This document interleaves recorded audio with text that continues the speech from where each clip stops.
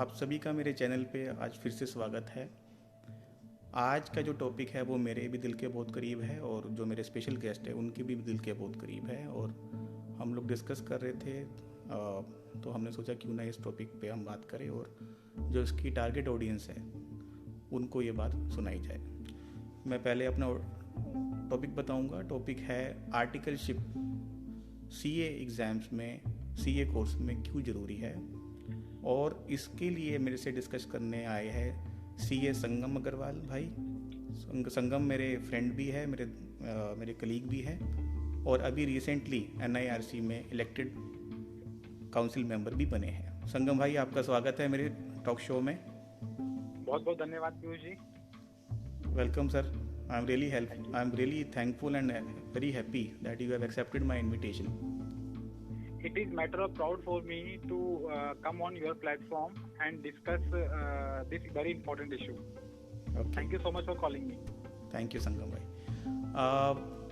मैं थोड़ा सा बैकग्राउंड बता देता हूँ कि संगम जी ने जब अपने इलेक्शन कैंपेन में अक्रॉस नॉर्दर्न रीजन ट्रैवल करा तो उन्होंने कहीं ना कहीं ये पेन पॉइंट सेंस करा कि जितने भी आर्टिकल्स है हमारे प्रोफेशन में वो कहीं ना कहीं दिखने बंद हो गए हैं। उनका पेन पॉइंट ये नहीं था कि प्रिंसिपल्स जो है जो कि ऑफिस रन कर रहे हैं उनका काम नहीं हो रहा, बिकॉज प्रिंसिपल्स काम चला लेते हैं। उनका पेन पॉइंट ये था कि जो आर्टिकल्स है वो क्यों नहीं आ रहे हैं और उससे इनका आने वाले टाइम में क्या नुकसान हो सकता है। तो he was discussing with me about this pain point. मैंने कहा चलिए हम इस पर बात करते हैं and let us discuss and let us give a message to our dear interns, articles, future chartered accountants कि आपके लिए आर्टिकलशिप क्यों ज़रूरी है। तो मेरी रिक्वेस्ट है उन सभी आर्टिकल्स को ये सुनने, इस वीडियो को एंड तक सुने और एक अच्छा मैसेज जो इस वीडियो में छुपा हो उसको लेके जाए। संगम भाई, मैं आपसे शुरू करूँगा। थोड़ा सा आप अपनी जर्नी बताइए, आप कब क्वालिफाई करा, आपकी आर्टिकलशिप पार्ट पे आप ज़्यादा एम्फसाइज करिएगा और उससे आपको क्यों ऐसा लगता है कि आर्टिकलशिप चार्टर्ड अकाउंटेंसी कोर्स के अंदर मोस्ट इम्पोर्टेंट है। संगम सर, आपके। Okay, thank you Piyush ji for my brief introduction.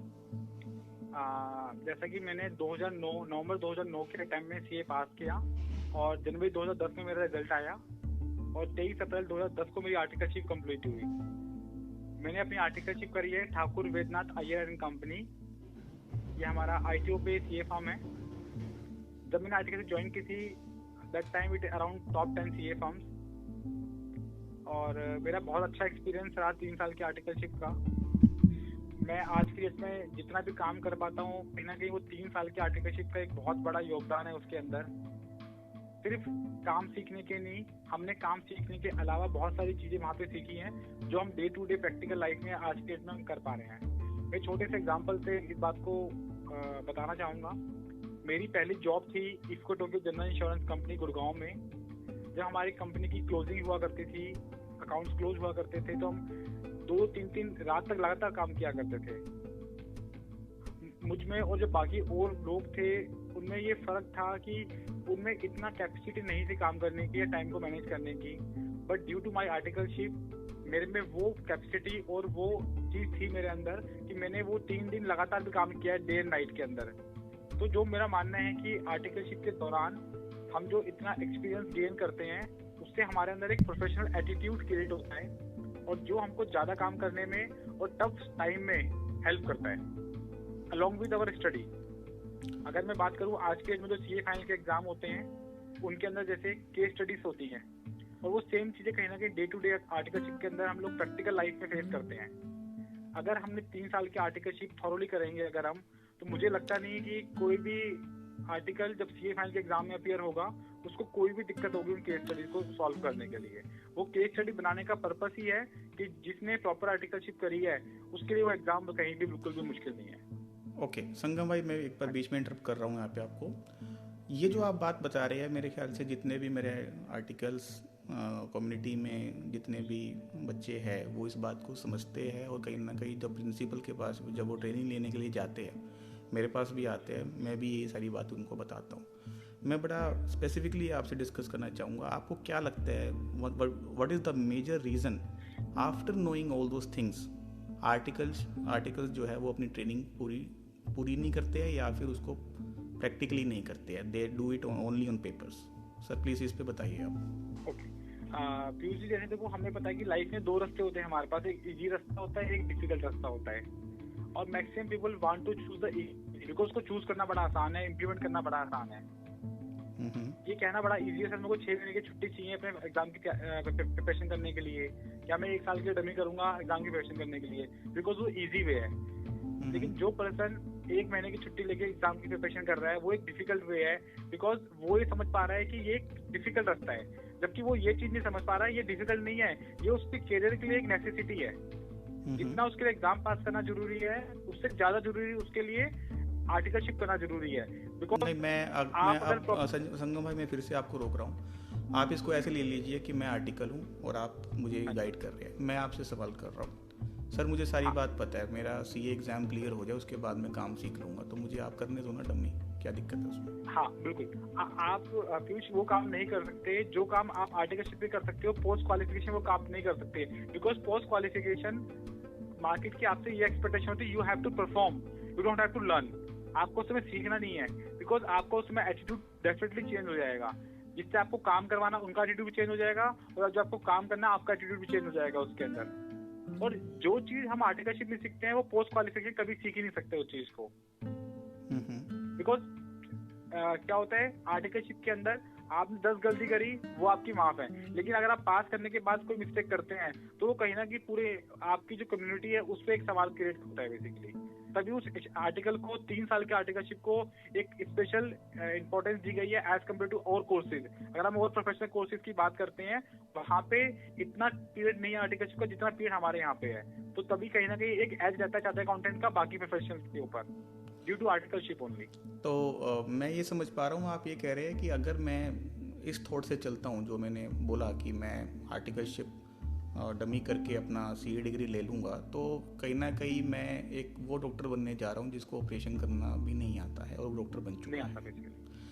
तो मेरा उन आर्टिकल्स को एक मैसेज है कि अगर आप इस मेंटेलिटी में हैं कि हम डमी आर्टिकलशिप लेके हम क्वालिफिकेशन अटेन कर लेंगे, तो आपने कहीं ना कहीं ये टारगेट बना लिया है कि जब आप सीए बनेंगे आप उस डॉक्टर की तरह होंगे जिस डॉक्टर को एक सिंपल इंजेक्शन लगाना भी नहीं आता है। अब आपकी चॉइस है, आपको ऐसे बनना है कि आपको एक नरेश त्रेहान जैसे डॉक्टर जैसा बनना है। दूसरी बात संगम जी, मुझे आपसे इसमें ये पूछना है, आपने ये बात बोली कि और प्रोफेशन से हमारे सीए प्रोफेशन में इस पर ज़्यादा जोर दिया जाता है। मैं थोड़ा सा ऐसे डिफ़र करता हूँ सर। उसका कारण ये है कि अगर हमारे इस प्रोफेशन में इंटर्नशिप को एम्फसाइज करा जाता है तो इस प्रोफेशन में ऐसा क्यों होता है कि बिना इंटर्नशिप करे कोई चार्टर्ड अकाउंटेंट बन सकता है? अब मैं इसको कंपेयर कर रहा हूँ मेडिकल लाइन से। वहाँ पे आप ऐसे डॉक्टर आपको अच्छी इंस्टीट्यूट से, मैं झोला छाप डॉक्टर्स की बात नहीं करूँगा, मैं उनकी बात करूँगा जो एक अच्छे इंस्टीट्यूट से निकलते हैं, वो कभी भी उनको हम ये नहीं कह सकते कि they don't know what is all about medicine and surgery and all those things. हमारे यहाँ पे ऐसा क्यों हो जाता है कि चार्टर्ड अकाउंटेंट सामने है मार्केट के और एम्प्लॉयर कहता है कि यार इंस्टीट्यूट ने ऐसा सीए कैसे पैदा कर दिया?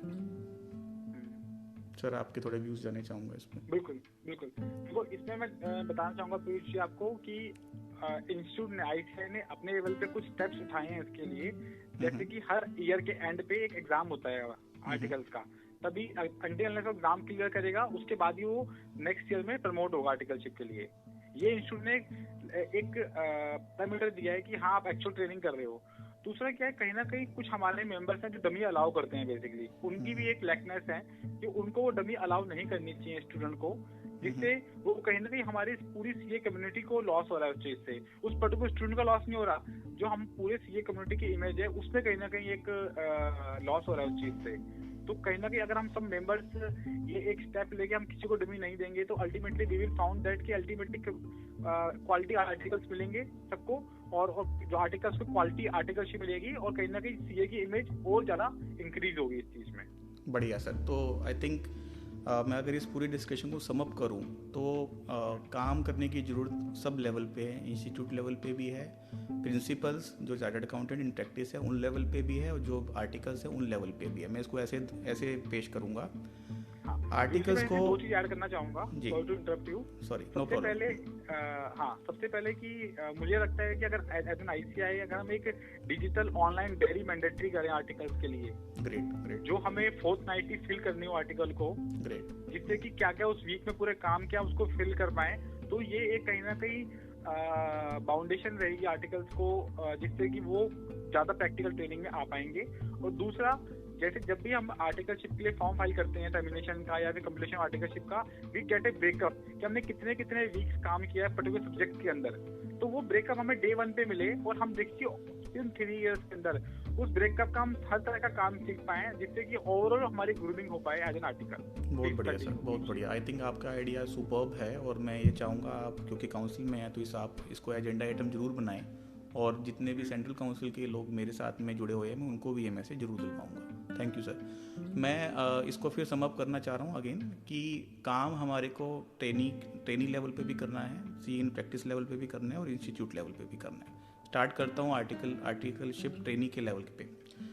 ट्रेनिंग्स को मेरा मैसेज ये है कि आप प्लीज़ ऐसे डॉक्टर ना बनिए जिनको इंजेक्शन लगाना नहीं आता है। आप एक अच्छे डॉक्टर बन के बाहर आइए, अच्छा सीए बन के बाहर आइए, इसलिए ट्रेनिंग करिए। जब आप ट्रेनिंग करेंगे तो आपका जो एग्ज़ाम है, क्योंकि जो इंस्टीट्यूट है वो इस प्रॉब्लम को समझ रहा है, वो एग्ज़ाम्स भी ऐसे बना रहा है जिसमें कि अगर आप ट्रेनिंग कर रहे हैं तो भी तभी आप पास कर सकते हैं। तो एक तो इसलिए भी ज़रूरी है। दूसरा, मैं अपने एग्जाम्पल से बता सकता हूँ, मैं भी रैंक होल्डर चार्टर्ड अकाउंटेंट हूँ तीनों लेवल पे, और मैं प्राइस वाटर हाउस में था तो आपको पता है वहाँ पे वर्किंग कितनी हैवी रहती है। उसके बावजूद मेरी 19th रैंक सीए फाइनल में थी and I got only 3 months leave in that period. तो ऐसा नहीं है, यू हैव एन एग्जाम्पल कि ऐसा नहीं है कि अगर आपके पास में टाइम कम है, आप पे बर्डन है, तो आप, मैं मानता हूँ अगर आपने ट्रेनिंग अच्छे से करी है तो आपका एग्ज़ाम ज़्यादा अच्छे से होगा। सर ये मैसेज मेरा ट्रेनिंग्स के लिए है। मेरा दूसरा मैसेज मेरे मेंबर्स इन प्रैक्टिस के लिए है कि आप लोग अगर डमी देंगे तो ये फॉल बैक आप पे ही करेगा। आपको क्लाइंट लेवल पे चार्टर्ड अकाउंटेंट ऐसा दिखेगा जिसको काम करना नहीं आता, आपको जॉब सीकर्स ऐसे मिलेंगे जिनको काम करना नहीं आता, तो अल्टीमेटली आप लोग ही सफ़र करेंगे। तीसरा मेरा मैसेज लास्ट रिस्पेक्टेड इंस्टीट्यूट के लिए है कि जो संगम भाई ने एग्जाम्पल दिया उसको उस पर विचार मंथन करिए। दूसरा, मैं एक स्टेप और आगे जाऊंगा। संगम भाई ने कहीं ना कहीं एक पूरे सिस्टम को डिजिटलाइज करने की बात करी है, जो कि अभी पेपर मोड पे होगा या नहीं भी होगा, आई डोंट नो, बट कहीं ना कहीं उन्होंने डिजिटल मोड पे ले जाने की बात करी है। That is very good, because जब हम डिजिटल जाते हैं तो चीज़ें काफ़ी चेक्स एंड बैलेंसेस उसमें इनबिल्ट हो जाते हैं। बट मैं फिर कहूँगा कि चेक्स एंड बैलेंसेस तो आज हमारे टैक्सेशन सिस्टम में भी बहुत इनबिल्ट है, उसके बाद भी फ्रॉड होते हैं। तो अल्टीमेटली हमें करना ज़रूर चाहिए इंस्टीट्यूट लेवल पे, but the point where we need to focus is to develop the mentality of the importanceship of this articleship period, जो कि हम कहीं ना कहीं इस डायलॉग के माध्यम से कर रहे हैं। तो इसी के साथ मैं पूरे इस डायलॉग को कंप्लीट करूँगा एंड आई होप कि ये dialogue member in practice, trainees और इंस्टीट्यूट के भी मेंबर्स जो कि डिसीजन मेकर है वो सुने, so that overall CA profession का उद्धार हो। संगम भाई, आप कुछ बोलना चाहेंगे एंड में? बस मैं पीजी में ऐड करना चाहूंगा कि इंस्टीट्यूट ऑलरेडी एक नेक्स्ट स्टेप पे है डिजिटलाइजेशन को लेके।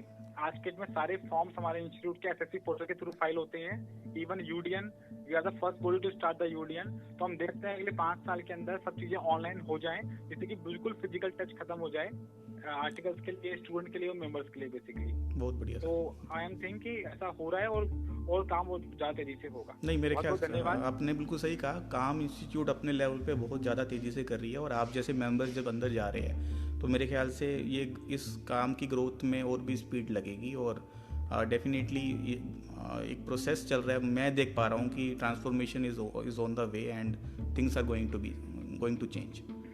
तो संगम भाई, आपको किसी को कांटेक्ट करना है तो उसके लिए थोड़ा सा आप अपना कोई कांटेक्ट डिटेल्स बता सकते हैं? बिल्कुल पीयूष जी, मेरा number 9818911609, this is my number. आप मुझे कॉल कर सकते हैं और आप मुझे व्हाट्सअप भी कर सकते हैं। आपको कोई भी हेल्प चाहिए, कोई भी इन्फॉर्मेशन चाहिए, आपको कुछ भी डिस्कस करना है।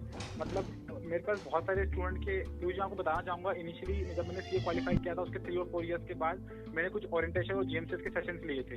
तो अभी मुझसे बहुत सारे स्टूडेंट अटैच हैं जो मुझे कॉल करते हैं, कोई भी इशू होता है वो डिस्कस करते हैं, उनके थ्रू उनके फ्रेंड डिस्कस करते हैं। तो ऐसे कहीं भी आपको कोई भी इशू है, वेदर फॉर आर्टिकलशिप या प्रोफेशनल इशू है, वो भी आप मुझसे डिस्कस करते हैं। I am always available to help you as a professional. कभी भी कोई भी आपको नीड है, मुझे फोन कर सकते हैं उसके लिए आप। तो बाकी जो ये वीडियो है उसके हम डिस्क्रिप्शन पे भी आपको मेरा मोबाइल नंबर मिल जाएगा, तो वहाँ से आप मुझे कांटेक्ट कर सकते हैं। तो मैं आई थिंक मैं डिस्क्रिप्शन पे भी डाल दूंगा, और आपने बता ही दिया। तो मेरा सभी ट्रेनिंग्स को, मेंबर्स को रिक्वेस्ट है कि अगर आपको संगम भाई से कांटेक्ट करना है और आपको करना चाहिए इस मुद्दे पे, तो आप इनको कांटेक्ट करिए। और कुछ सर आप बोलना चाहेंगे? बस मेरा यही एक लास्ट पॉइंट इसमें ऐड करना चाहूँगा, जो आर्टिकलशिप होती है वो आप में एक प्रोफेशनल एटीट्यूड डेवलप करती है। वो एटीट्यूड डेवलप करना बहुत जरूरी है आपके करियर के लिए, नॉट बीइंग ए सीए। मैंने ऐसे बहुत सारे लोग देखे हैं जिनकी सीए फाइनल क्लियर नहीं हो पाई, but due to good articleship they are at a very good place in the industries, they are getting very good packages. So articleship आप में वो प्रोफेशनल एटीट्यूड डेवलप करेगी जो आपको लाइफ लॉन्ग पे करेगा। Mark my word, you will not give me the 5 reasons not to do articleship. I can give you 10 reasons to do articleship. Great sir, great. ये articleship seriously. बहुत बढ़िया sir, बहुत बढ़िया। थैंक यू संगम भाई। और मैं रिक्वेस्ट करूँगा अपने व्यूअर्स को, अगर आपको ये कंटेंट अच्छा लगा तो मेरे चैनल को सब्सक्राइब करिए और बेल आइकन जरूर दबाइए, सो दैट आपको पता चल जाए कुछ ऐसी वीडियो आने वाली है। Thank you Sangam ji, thank you once again. जय ICI। Thank you so much. जय ICI।